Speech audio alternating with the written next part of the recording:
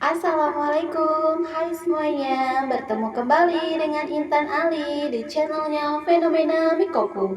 Di video kali ini Intan akan membahas mengenai misteri angkot yang berjalan di malam hari. Mitos angkot yang berjalan di tengah malam adalah legenda urban yang umum di Indonesia. Seringkali melibatkan penampakan supranatural, penumpang hantu, atau angkot yang menghilang secara misterius.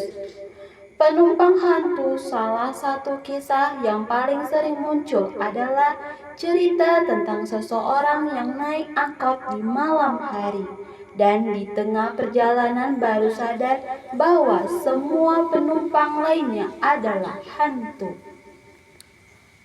Supir misterius. Ada juga cerita di mana penumpang menemukan angkot berjalan sendiri tanpa supir yang tiba-tiba menghilang di tengah jalan. Uang berubah menjadi daun kering. Dalam beberapa kisah setelahnya membayar ongkos kepada supir, uang yang diberikan penumpang berubah menjadi daun kering. Tersesat di jalur yang sama. Mitos lain menyebutkan bahwa angkot akan terus berputar-putar di jalan yang sama. Ada nasihat umum dalam legenda urban bahwa jika harus naik angkot di tengah malam, jangan memilih angkot yang benar-benar kosong, karena kemungkinan besar angkot tersebut tidak biasa. Intan merasakan ada sebuah angkot yang mengalami cerita seperti mitos tersebut, di mana suara deru angkot terdengar jelas. Angkot tersebut tidak kelihatan dan seperti suara klakson, seakan ada suara penumpang yang akan naik turun.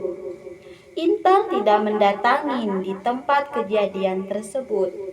Namun Sukma, Rizky, Intan berada di tempat di mana misteri angkot yang berjalan di malam hari atas izin Allah.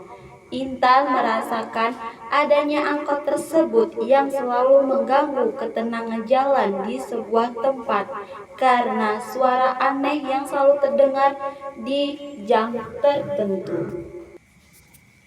Kemudian ditambah dengan makhluk astral di tempat tersebut.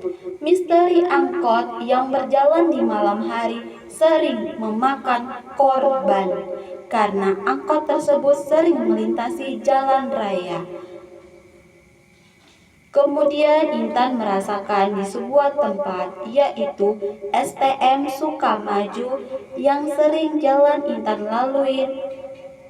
Tempat di persimpangan lampu merah. Di sana ada sosok wanita yang bisa berubah bentuk yang sering duduk di tempat di tengah persimpangan. Jadi, seakan yang melintasi jalan ingin menghindari wanita tersebut. Namun yang terjadi adalah tabrakan dengan sesama kendaraan dan bahkan bisa terjatuh sendiri.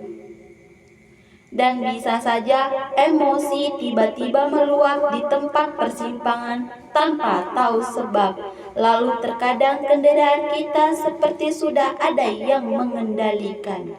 Jadi untuk pengguna jalan daerah tersebut ekstra hati-hati, sama seperti flyover Jamin Ginting, karena adalah orang yang sama. Sangatlah baik untuk berdoa sesuai dengan keyakinan agama masing-masing demi keselamatan, ketenangan, dan kelancaran perjalanan. Dan kontrol emosi ketika di jalan. Mengalah bukan berarti kalah, karena jika sudah kejadian, semua membela diri masing-masing untuk benar. Maka dari itu, berzikirlah, minta perlindungan kepada Allah. Ini untuk Intan dan kita semuanya. Dadah, terima kasih semuanya. Waalaikumsalam.